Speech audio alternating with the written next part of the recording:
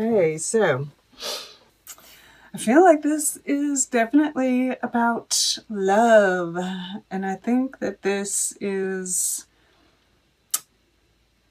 the universe kind of forcing your hand a little bit. I think, just because um,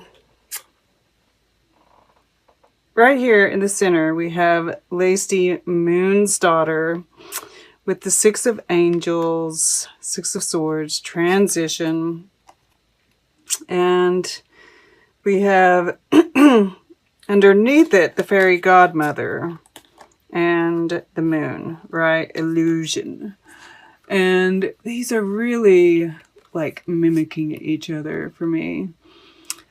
Mostly, not so much the Six of Angels, but the fact that we have an angel here in the future, we have an angel here, and Lacey has wings as well. I feel like the universe is kind of, it's like they talk about in this that, the fairy godmother can sometimes, she gives us lessons as well. And Lacey can kind of trick us into stuff, right? She's kind of mischievous. You can see that.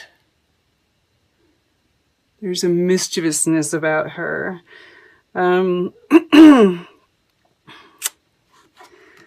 I feel, and we see this angel kind of swooshing things out. And we do have, with the Seven of Hearts here, that's kind of got that illusionary kind of feel to it too. And I feel like they're kind of, putting you in a position where you have to do something, right? It's like, I'm not sure how they're going about doing that. We'll see if any clues come up along the way. But, it's like, she's got these two hands and she's, it's almost like sleight of hand. And I talked about in the beginning how there is this Venus, Neptune kind of thing happening. This is Virgo energy as well, because Venus is in Virgo.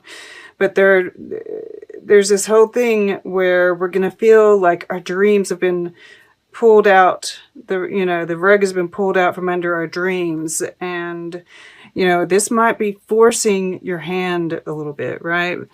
In the conscious, right, the above, we have Tatan, the sylph, and she's like the idea girl, right? She sprinkles fairy dust, and we see this download coming down here, and this Knight of Trees, right? He's meditating. He's very still, and it's like, I just feel, and you might be, looking for the right words to say, right? Because, I do see the Lovers is in the air element. So this is something that you're thinking about. And this is possibly a decision, right? Obviously a decision. But then we have the Eight of Trees, right? This is the Eight of Pentacles. And we do see all these little hearts and stuff. And this kind of spiral. It's green. It reminds me of the heart chakra and like the portal of the heart and everything. But I just get this sense that you're really thinking about how to approach a love interest, right? Blondie, call me, working up the courage. And with this Tatan the sylph here, all of this, I feel like you're almost, you've been thinking about it too long, right? I feel like the universe is going to kick you in the butt, get you going.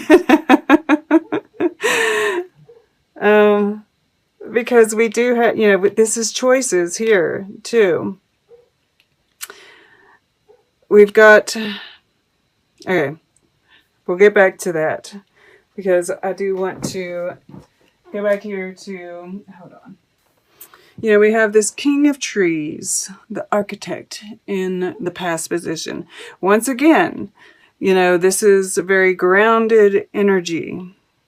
And we see all of these little vibrations, and you've been sending out the signals, whether you knew it or not, right? What you wanted to create. And maybe you did, or maybe it was conscientious.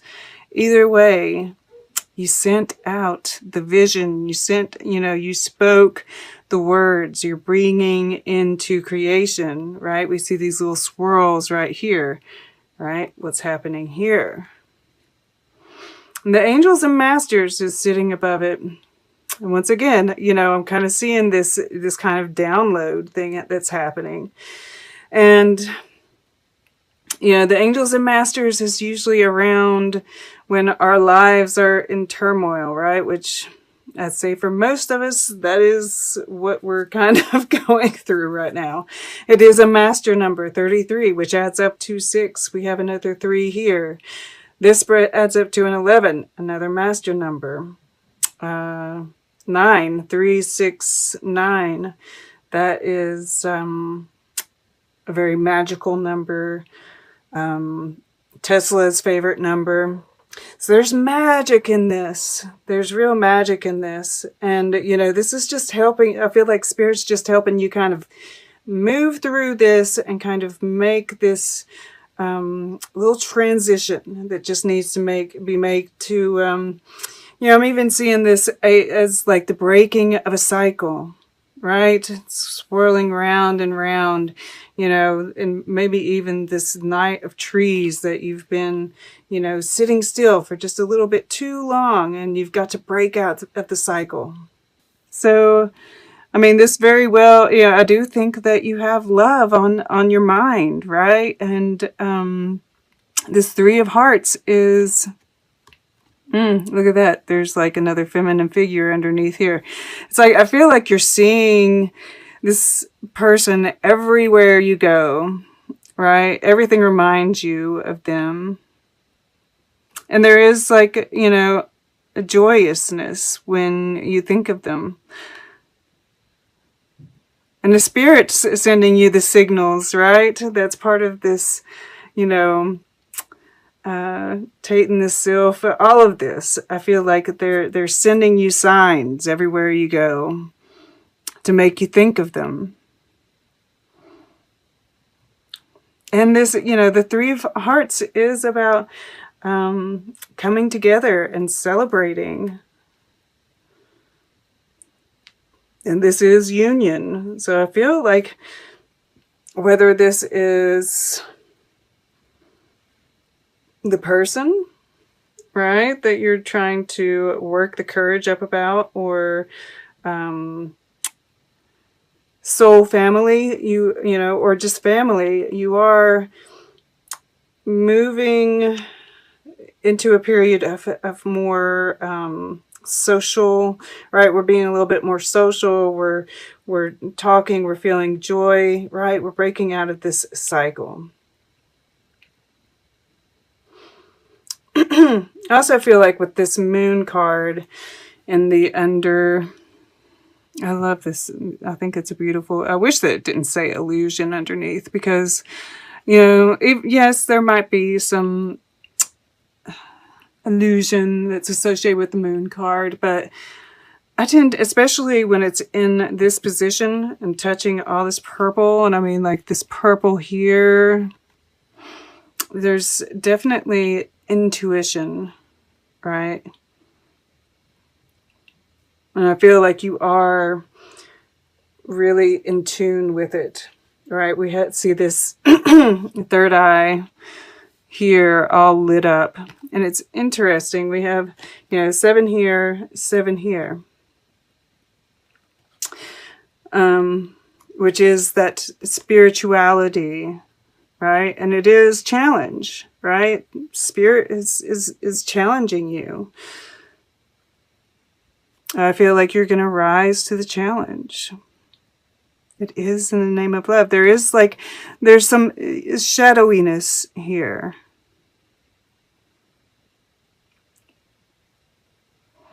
But sometimes we have to, you know, be in the shadow to really like tune in, right? And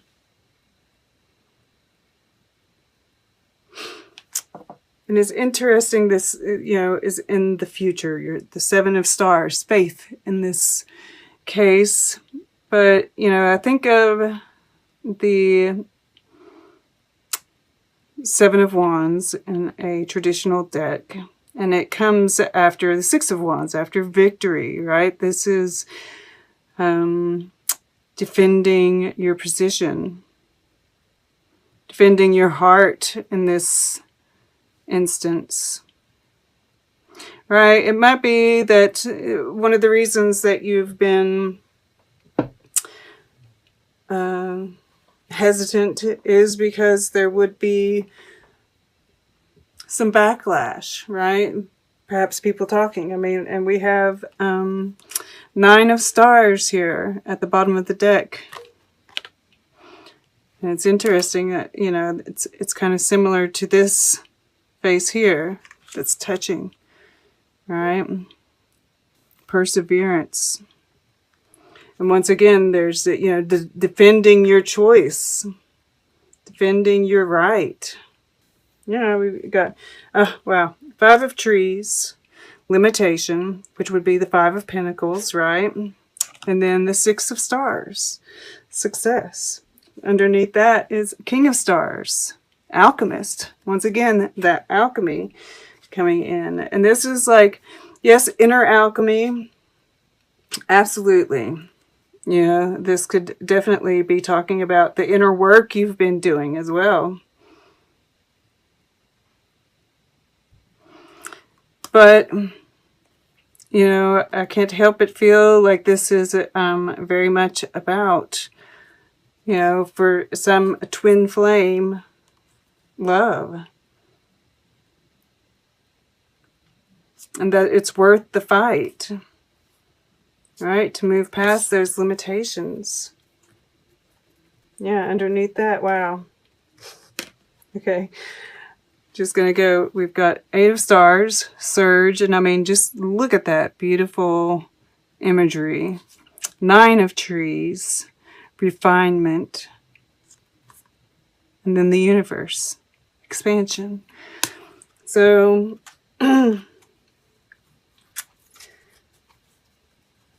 you're almost to the end of this, right? I mean, I feel like this Mars and Leo is like finding that courage. I feel like you might be still working on moving past some blockages, making the choice to, yeah, to make those choices from your heart, right? That's what I'm seeing. I really don't feel like, I mean, some of you could make the move, but, yeah, the Spirit's really throwing you some curveballs, I think, to really, like, get you to move past these blocks that you have, to get you out of this cycle. Whether or not you know, get the courage up to make the call, hard to say. It's going to be different for each one of you, right? This is part of the choice. Okay, let's get a piece of art. Then we'll get closing guidance, and then we'll take a look at the underlying energies all together. All right, for Leo, Leo. Okay, to the right. The Nativity. That's interesting that we have, you know, it's like we are coming up towards the end of the year. You know, we've got a few months left, right? Threes. I can't help but notice it. And the astrology is really kind of harsh up until, you know, even January. But I do think that there's going to be some interesting things happening, you know, around the solstice and the eclipses and such. You know, stay in tune with the emotions, right? I kind of see this beautiful, you know, it's like everybody, you know, this bright light is shining. You know, I feel like this is this download even. You might come into an understanding of how you're supposed to be moving through this period even, right? But, you know, stay tuned into your emotions, right? Kind of make sure you're noticing what's around you. You know, that's how we find the joy. And stay tuned in with the joy, even in the midst of all the chaos, right? That's how we find the peace in the chaos.